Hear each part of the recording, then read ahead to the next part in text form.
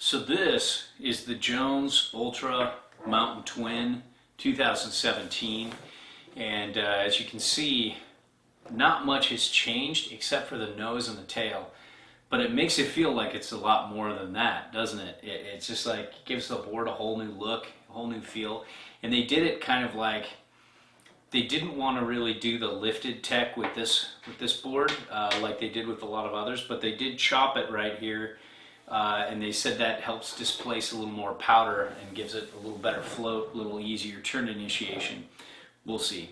I haven't gotten this out of powder yet, but I've had many a year on the Jones Mountain Twin and Ultra Mountain Twin in powder in years past, and it's just a champ floating. So if it's a little better, great, but you know, hey, it's still an amazing board for that. But you can see there's a little bit of camber underfoot, and it does a pretty good job at giving you that nice stable feel. And then it kind of ends, I think it's still, yeah, it seems like it's still directional camber. So there's a little more rocker in the nose and the tail. You can see there's a little more nose going on in the tail. They call this a centered stance, but yeah, maybe centered on side cut, but on board there's still a pretty strong setback on board. So you're not really, you know, I would not call this a true twin at all. I would call it a directional twin, and it's got a lot of directional things going, like extra rocker in the nose, less rocker in the tail, smaller tail, bigger nose. So when you're dealing with setback on board, I love this reference stance because I can set up at a little below 23. I think it's like, let me double check this, but yeah, the reference stance is like 60 millimeters, 60 centimeters, and you know, about like 23 and like a little more, 23 and a half plus, a little over 23 and a half, and but I can set this all the way back at just a little shy of 23.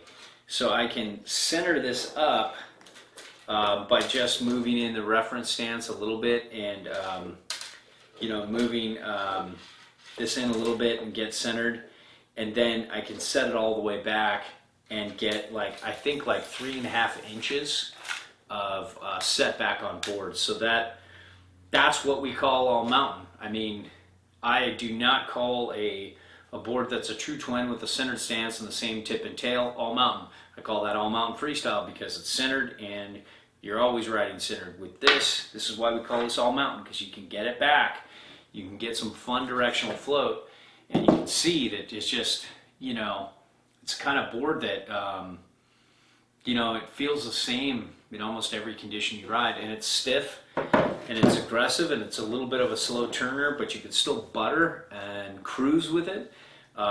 It's got good pop. I like the pop on this better than I do the Jones Mountain Twin, and I just, you know, I love the look of the Jones Mountain Twin, that especially this year, that blue with that just like that translucent kind of blue going into the wood. But I like this carbon fiber, you know, gives it a little more pop, a little more liveliness underfoot.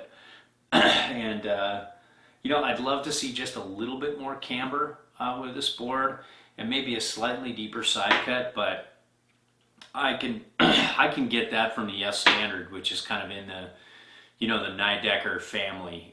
Jones, yes, all those guys are all from the same kind of like parent company.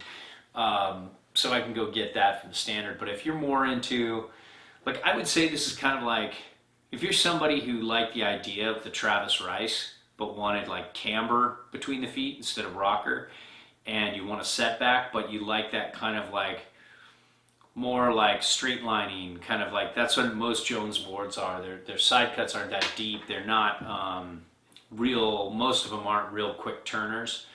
So this has that kind of like, that stability. It's got a great base too. It's got a base that's just got a nice glide to it, and it's just fun to make, you know, good turns with this, and to butter and play around and hit kickers, and it's okay in the pipe. and it just does everything well. It doesn't do anything great, but that's what an all mountain board does. And if you just need to take one board with you, you know, and you want to be able to set it back and surf powder, but ride switch and treat the mountain more like a park, or you know, ride switch and regular on groomer days, then this is a great choice.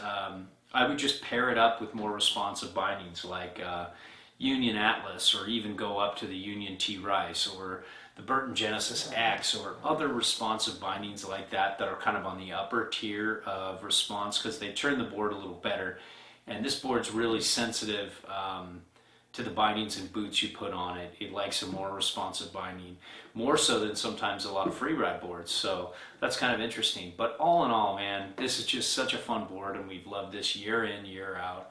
I always have to have one in my quiver, and I love testing out bindings with it for the reason I mentioned before.